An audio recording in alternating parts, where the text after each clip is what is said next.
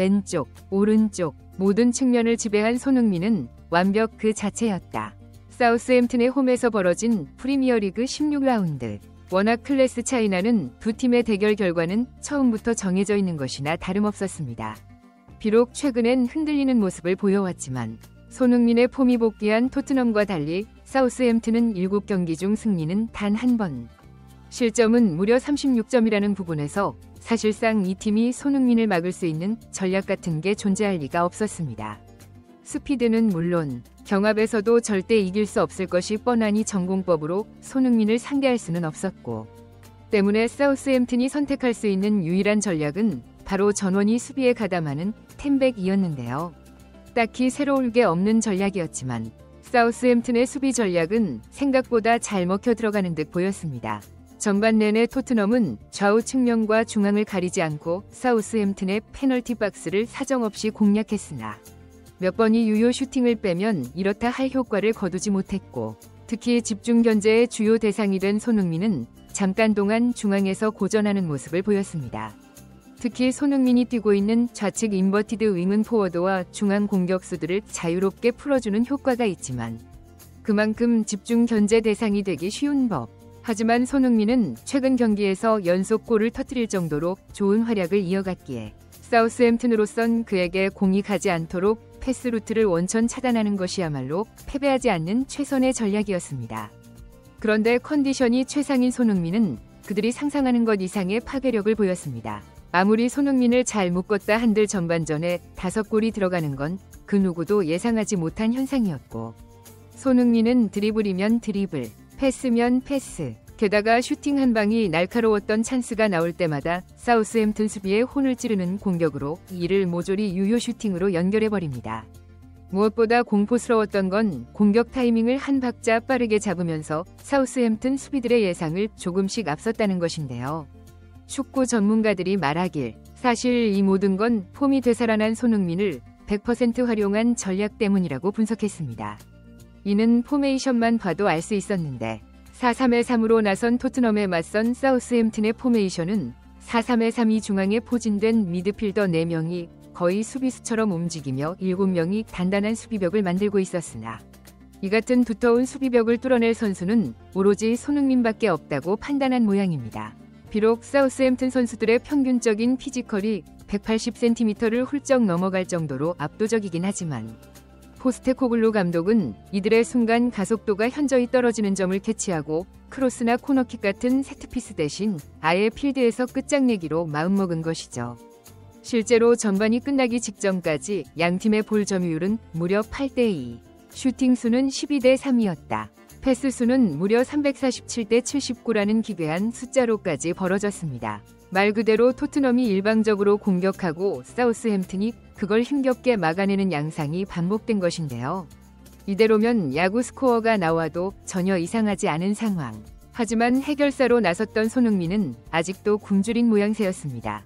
손흥민은 전반 15분이 넘어가면서 평소와 다른 독특한 움직임을 보였습니다. 이는 전반 7분에 자세히 드러나는데, 중앙에서 공을 넘겨받은 손흥민은 순간적으로 사우스햄튼의 예측을 비틀어 날카로운 킥패스를 날렸고, 이 슛은 비록 각도가 살짝 비틀어지는 바람에 골대에서 빗나가고 말았지만 이미 만신창이가 되어 있는 사우스햄튼을 얼어붙게 만들기에 충분했습니다.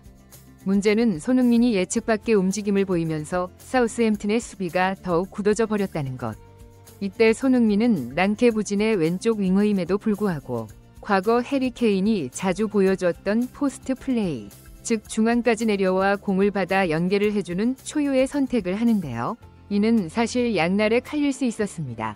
보다 다양한 방향에서 공격할 수 있도록 팀의 역동성을 끌어올리긴 하나 적절한 순간에 팀의 주포가 실종돼버리는 문제 때문에 결정적인 득점을 못해버리는 상황이 나올 수 있었는데요.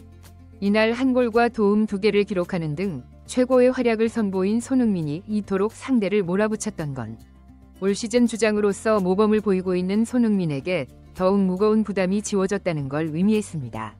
자신에게 얽힌 여러 가지 루머들과 갈수록 거세지고 있는 나쁜 여론들을 잠재우고 선팬심을 되돌리기 위해서라도 사우스햄튼전에서 자신의 진가를 보여줄 수밖에 없었던 겁니다. 그는 중앙에 자리 잡은 손흥민을 보며 컷백 패스를 날리자 손흥민은 이 찰나의 순간을 정확히 포착, 수비들을 뚫어내는 마지막의 방향만 살짝 돌려놓는 가벼운 슛으로 토트넘의 두 번째 골을 성공시킵니다.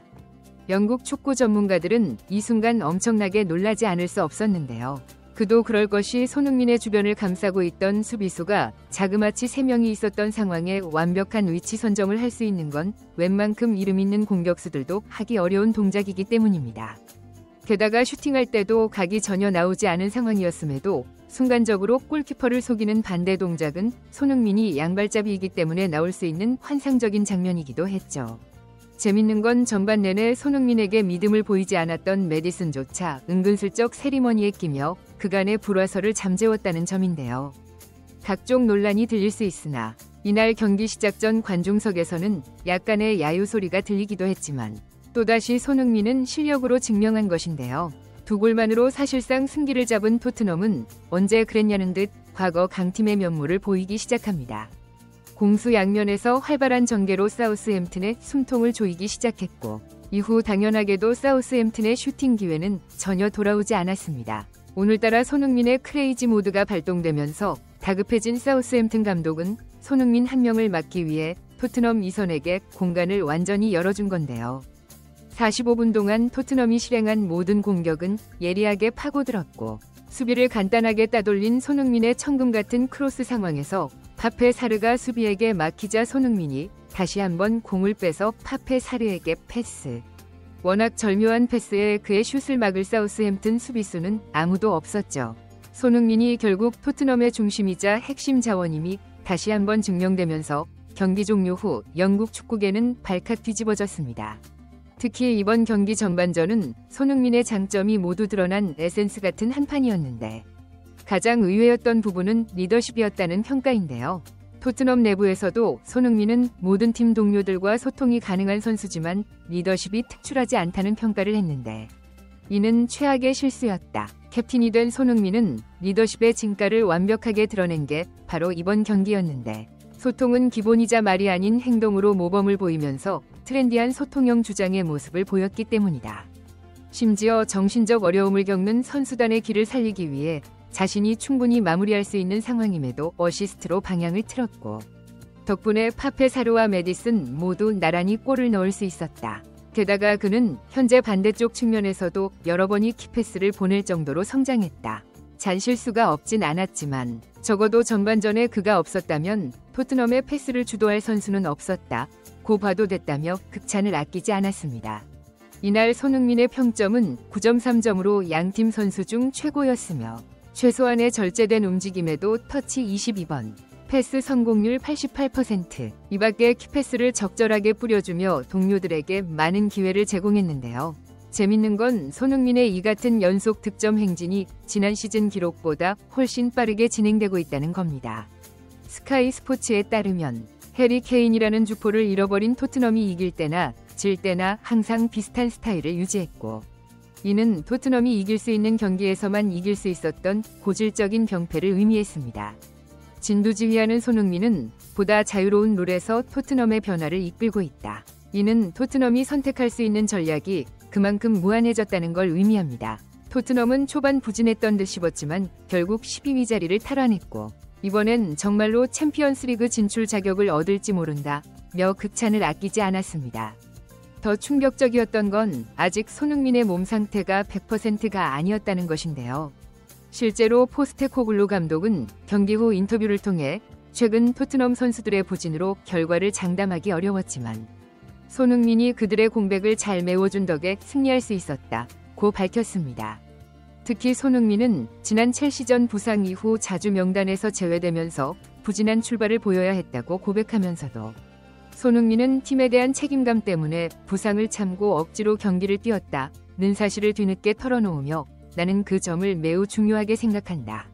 손흥민은 골도 훌륭했지만 동료들에게 보낸 어시스트는 결정적인 순간에 나올 법한 월드클래스급 크로스였고 끝까지 포기하지 않는 그의 저력은 이미 여러 번 증명됐다고 말했습니다. 이것은 오직 손흥민만이 보여줄 수 있는 자질이다. 가장 힘든 리그로 정평난 프리미어리그에서 세운 기록들과 골 기록을 보면 알 수 있다. 그동안 토트넘이 들쭉날쭉한 성적을 보인 이유를 묻는 질문에 관해서는 이미 모두가 알고 있지만 토트넘의 핵심 선수는 손흥민이다. 그의 컨디션에 따라 성적이 좌지우지되는 건 당연한 이치다. 그가 팀에 안정적으로 기여할 때면 토트넘은 항상 승리했고, 그렇지 않으면 종종 패배나 무승부를 기록했다. 하지만 분명한 건 존재 자체만으로 손흥민은 매번 경기를 뒤집어버리는 저력이 있다는 것이고, 그가 정상 궤도로 돌아온 이상 프리미어리그 경쟁팀들은 잔뜩 긴장해야 될 것이라고 강조하기도 했죠. 오늘 또다시 프리미어리그 역사의 기준을 새로 쓴 손흥민. 이번 경기는 그가 왜 늦은 나이에도 빅클럽들의 구애를 받는지 여실히 증명된 한판이라고 말할 수 있겠습니다. 시청해주셔서 감사합니다. 구독과 좋아요 잊지 마시고요. 다음에 더 좋은 영상으로 찾아뵙도록 하겠습니다.